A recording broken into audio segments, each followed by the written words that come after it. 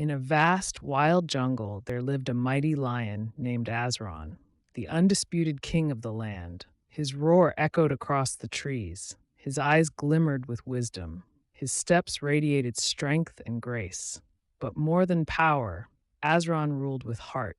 He was not feared because he was fierce. He was respected because he was just. Yet not all great kings live easy lives. One day, a young lion appeared. His name was Kaveh. Hungry for power, filled with pride, he challenged Azran for the throne. Power without wisdom only leads to ruin, Azran said with seriousness. But Kaveh didn't listen. He was fast, strong, reckless. The fight was brutal. Azran, the wise king, was wounded deeply, not just in flesh, but in spirit. He lost, and with that loss, he was cast out of his own kingdom. Day after day, Azran wandered alone, his body broken, his name mocked.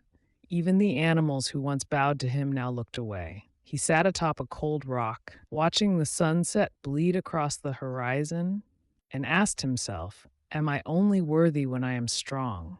He wondered, "Does everything I built mean nothing now?" Tears fell, not from pain, but from feeling forgotten. But one chilly morning, something changed. Azran spotted a young deer trapped in thorns. He gently freed it, not to earn praise, but because a true king never stops protecting, even when no one's watching. Another day, a wild horse was attacked by wolves. Though still weak, Azran stepped in and saved it.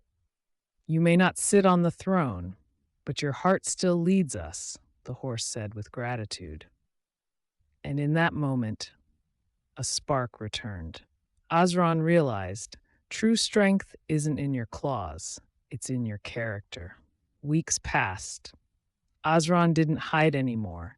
He trained his body again. He hunted with honor. He mentored young lions, not to fight, but to lead with heart.